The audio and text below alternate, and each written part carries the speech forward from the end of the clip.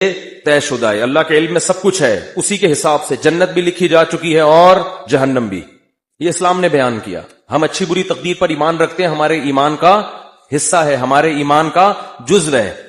اس پر غیر مسلم کہتے تھے کہ جب سب کچھ پہلے سے ہے تو قرآن کہتا ہے، یہ ابھی بھی کہتے ہیں، اور موت کے بعد جب ان کو اللہ عذاب دے گا تو اس وقت بھی کہیں گے کہ اگر اے اللہ تو چاہتا تو ہمیں زبردستی سیدھے راستے پہ لے آ سکتا، اور ہمیں جنت میں جانا ہی نہیں تھا، تو جب جانا ہی جہنم میں تو جا رہے ہیں، تو ہمیں سزا کیوں دے رہا ہے؟ اس میں ہمارا قصور کیا ہے؟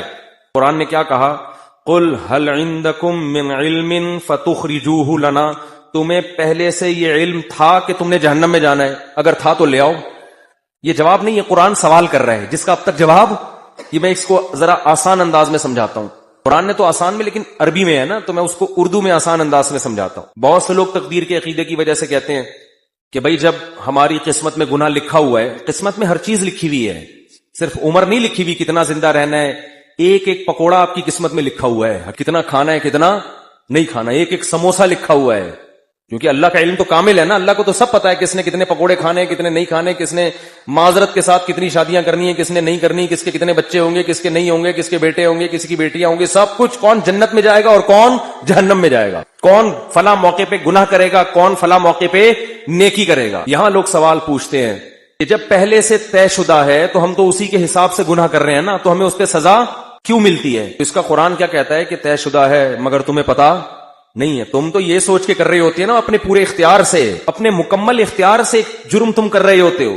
دیکھو کسی کو پہلے سے پتا ہو کہ میں نے فلاں موقع پہ فلاں بج کے اتنے منٹ پر چوری کرنی ہے، پہلے سے پتا ہے کہ اللہ نے میری تقدیر میں یہ لکھا ہوا ہے.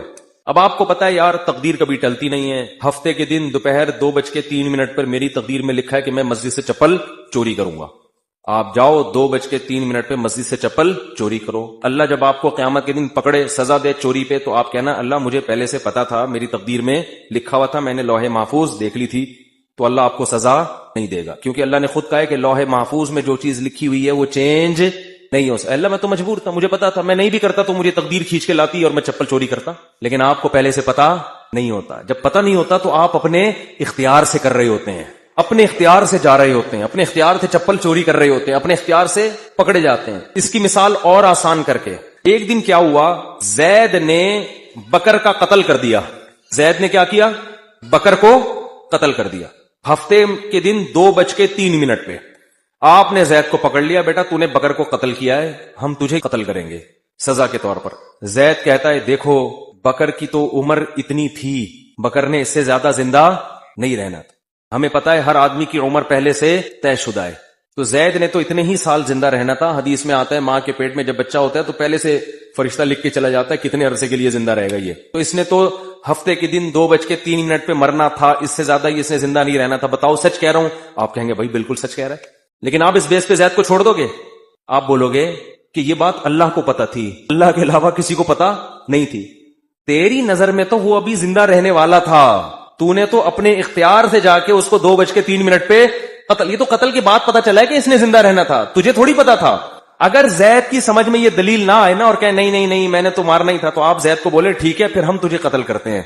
اور جب تیرے وارثین آ کے پوچھیں کہ کیوں مارا، تو ہم کہیں گے اس لیے کہ اس کی عمر اتنی ہی تھی، اس نے اس دن اتنے بج کے اتنے منٹ پہ مرنا ہی تھا.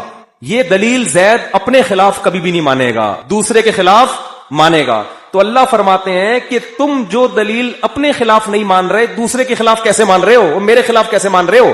کیونکہ جب انسان گناہ کرتا ہے تقدیر میں تو لکھا ہوا ہوتا ہے، مگر لکھنے سے پہلے اس کو نہیں پتا ہوتا کہ یہ لکھا ہوا ہے. کرنے سے پہلے وہ اپنے اختیار سے کر رہا ہوتا ہے، اسی پہ اس کو قیامت کے دن سزا ملے گی. اور جب سزا ملے گی تو وہ کہے گا اللہ تو لکھا ہوا تھا. اللہ کہے گا هل عندکم من علم، پہلے سے پتا تھا کہ لکھا ہوا ہے. اور اگر اب بھی کسی کے سمجھ میں نہ آئے تو پھر ہر چیز لکھی ہوئی ہے نا، صرف گناہ تھوڑی، کھانا پینا بھی لکھا ہوا ہے. صبح ناشتہ چھوڑ دو، آپ بیگم پراٹھا بنا کے لائی، چائے بنا کے لائی، نہیں کھاؤ. بیگم لکھا ہوا ہوگا تو حلق میں اترے گا. بیگم کہے گی کم وقت، ایک کھانے کے بعد پتا چلے گا کہ لکھا ہوا تھا یا نہیں لکھا ہوا تھا، کھانے سے پہلے نہیں پتا چلے گا. لیکن آپ نے کہا نہیں لکھا ہوا ہوگا تو اڑ کے میرے پیٹ میں جائے گا، اور آپ چلے گئے آفس، دوپہر لنچ کا ٹائم ہو گیا تو پتا چلے گا کہ آپ کی تقدیر میں پراٹھے لکھے ہوئے نہیں تھے. تو اس بیس پہ تو پھر ہر چیز اسی اصول پہ گزارے نا. دنیا میں پیسے بھی نہیں کمائے کہ لکھے ہوئے ہوں گے تو مل جائیں گے، نہیں لکھے ہوئے ہوں گے تو نہیں ملیں گے. ٹرک آ رہا ہے اس کے سامنے آ کے کھڑا ہو جائے, بھائی تقدیر میں لکھا ہوا ہے کہ اس نے مجھے اسٹیکر بنانا ہے. کراچی میں جو ٹرک ہے نا وہ کچلتے نہیں ہیں, اسٹیکر بناتے ہیں. کتنے بھاری بھاری ٹرک ہوتے ہیں, ان کے ٹائر کے نیچے اللہ نہ کرے کوئی بندہ آ جائے, لاش بھی نہیں ملتی اس کی. تو اب ٹرک کے سامنے آ جاؤ اور بولو بھائی لکھا ہوا ہوگا تو مروں گا. اور واقعی جس کی تقدیر میں نہیں لکھا ہوا ہوتا ٹرک کے سامنے آگے بھی مرتا نہیں ہے. لیکن آپ کبھی ٹرک کے سامنے نہیں آ.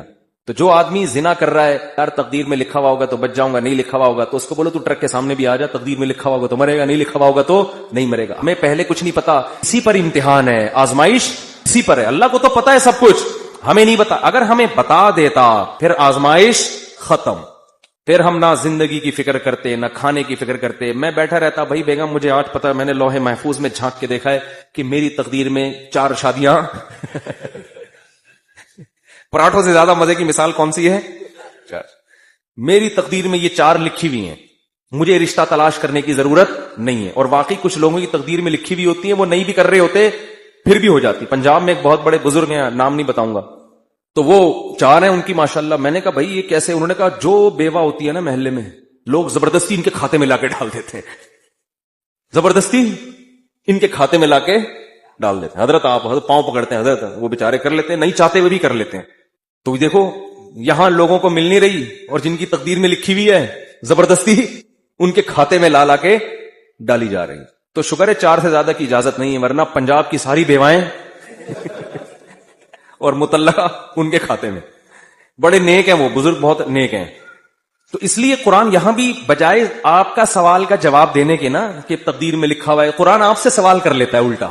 تو یہ بھی ایک دلیل سے بات کرنے کا طریقہ ہوتا ہے کہ آپ اگلے کا سوال دینے کے بجائے آپ کہیں چل مان لیا تیری بات ٹھیک ہے, لیکن پھر ہمارا اس پہ یہ سوال ہوتا ہے, اس کا تو جواب دے. وہ قیامت تک بوکھلاتا رہتا ہے, اس کے پاس اس کا جواب نہیں ہوتا. تو ہمارا ایمان ہے, ہمارے ایمان کا حصہ ہے یہ چیز کہ ہر چیز پہلے سے طے شدہ ہے, جنتی بھی جہنمی بھی سب کچھ. کل میسر لما خلق له. حدیث میں آتا ہے کہ جس کو اللہ نے جو جہاں کے لیے بنا ہے نا اس کو ویسے اعمال کی توفیق ملتی ہے. اب ہمیں نہیں پتا ہمیں اچھے اعمال کی توفیق ملے گی یا برے اعمال کی, کر کے دیکھ لو. اگر اچھے اعمال کرنا شروع کر دو گے اس کا مطلب جنت لکھی ہوئی ہے, برے کرنا شروع کر دو اس کا مطلب جہنم لکھی ہوئی ہے. تو یہ آپ اس لحاظ سے تقدیر آپ کے ہاتھ میں ہے کیونکہ ہمیں علم نہیں ہے. اور اللہ نے یہ قرآن میں جگہ جگہ کہہ دیا لا یظلم ربک احدا, تیرا رب کسی پہ ظلم نہیں کرے گا. ایک آدمی جنت میں جانا چاہتا ہے, میں زبردستی اٹھا کے تقدیر کی وجہ سے جہنم میں پھینک دوں, ایسا نہیں ہوگا. اور ایک آدمی جہنم میں چھلانگ مارنے کی کوشش کر رہا ہے اور میں اس کی تقدیر میں لکھ دوں کہ یہ جنتی ہے, نہ نہ نہ, ایسا نہیں ہوگا. تیرا رب کسی پہ ظلم نہیں